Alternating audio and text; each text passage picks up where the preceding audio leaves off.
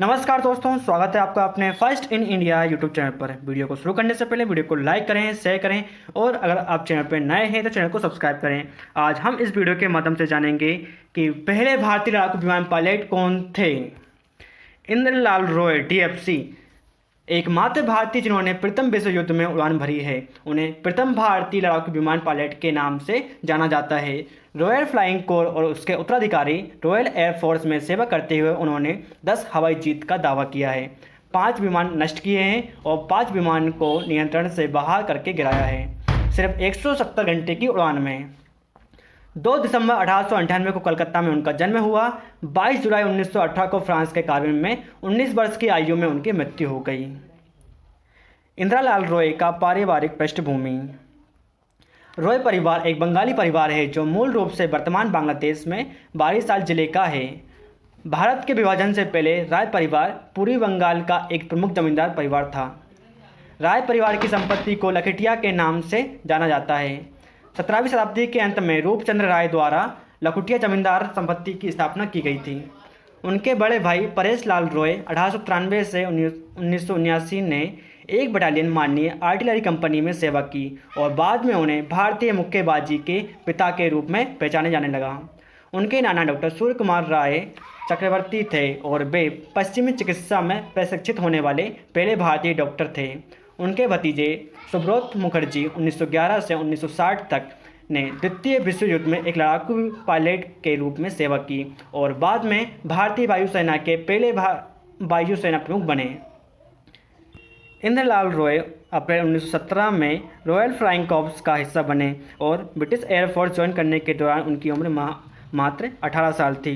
London के Saint Paul school में बढ़ते हुए उनकी नौकरी लग गई थी। उनकी प्रतिभा का अंदाज़ा इसी से लगाया जा सकता है कि उन्हें 3 महीने में ही प्रमोशन कर सेकंड लेफ्टिनेंट बना दिया गया था।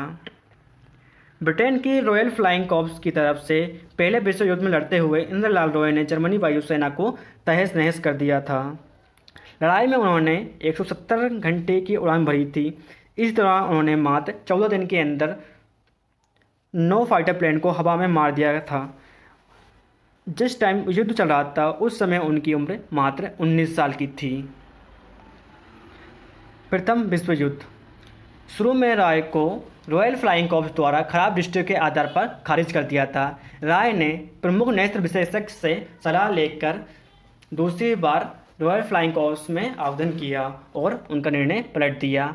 18 साल के होने के 5 महीने बाद 4 अप्रैल 1917 को वह आरएफसी में शामिल हो गए और उन्हें 5 जुलाई को दूसरे लेफ्टिनेंट के रूप में नियुक्त किया गया।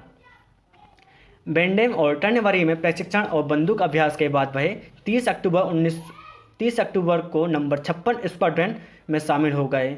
राय ए फ्लाइट का हिस्सा थे जिसकी कमान कप्तान रिचर्ड मेवरी ने संभाली थी। 2 महीने बाद 6 दिसंबर को अपने SE-5A फाइटर को क्रैश करने के बाद राय घायल हो गए थे। ठीक होने के दौरान राय ने विमान के कई स्केच बनाए जिनमें से कई जीवित थे। मई में वह एक उपकरण अधिकारी के रूप में ड्यूटी पर लौटे और कुछ ही हफ्तों में उड़ान के लिए मेडिकली फिट हो गए।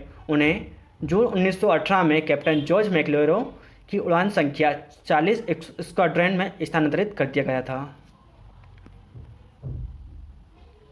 सक्रिय सेवा में लौटने पर राय ने 13 दिनों में 10 जीत हासिल की। उनका पहली जीत 6 जुलाई को डोरकोट पर एक हानोवर था। उसके बाद 8 जुलाई को 4 घंटे के अंतराल में 3 जीत प्राप्त करी। 13 जुलाई और 15 जुलाई 18 जुलाई को उन्होंने कई प्लेन मार गिराए। राय की अंतिम जीत अगले दिन हुई जब उन्होंने कोहनीकोर्ट को हानोवर सी को गोली से मार गिराया। माना जाता है कि वह पहले और एकमात्र भारतीय थे जिन्होंने प्रथम विश्व युद्ध में फाइटर प्लेन को उड़ाया था। राय को कार्बिन के ऊपर 22 जुलाई 1918 को जगह स्टॉफेल 29 के फोकर डी7 के खिलाफ डॉग फाइट में मार दिया गया था। उन्हें फ्रांस के एस्टेवल सांप्रदायिक कब्रिस्तान पास डी कैलाइस में दफनाया गया है। इंद्रलाल रॉय द्वारा प्राप्त किए गए सम्मान और पुरस्कार। राय को मरणोपरांत 6 से 19 जुलाई 1918 की अवधि के दौरान उनके द्वारा किए गए कार्यों के लिए सितंबर 1918 में प्रतिष्ठित फ्लाइंग क्रॉस DFC से सम्मानित किया गया। वे DFC से सम्मानित होने वाले पहले भारतीय थे। उनका उदाहरण पढ़ा गया। लेफ्टिनेंट इंद्रलाल रॉय, एक बहुत ही वीर दृढ़ निश्चयी अधिकारी जिन्होंने 13 दिन में 9 दुश्मन मशीनों को मार गिराया। उन्हें इन कई विशेषताओं में उन्होंने उल्लेखनीय कौशल और साहस दिखाया। एक से अधिक अवसरों पर एक गश्त में 2 मशीनों को चलाया। यह लेख 20 सितंबर 1918 को लिखा गया था। दिसंबर 1998 में उनके जन्म की 100वीं वर्षगांठ के अवसर पर भारतीय डाक सेवा ने उनके सम्मान में एक स्मारक डाक टिकट जारी किया और 2019 में भी एक स्मारक डाक टिकट जारी किया था। मुझे कमेंट करके बताइए कि आपको वीडियो कैसी लगी, और वीडियो देखने के लिए आपका बहुत बहुत धन्यवाद। प्लीज़ चैनल को लाइक करें, शेयर करें और चैनल को सब्सक्राइब करें। धन्यवाद।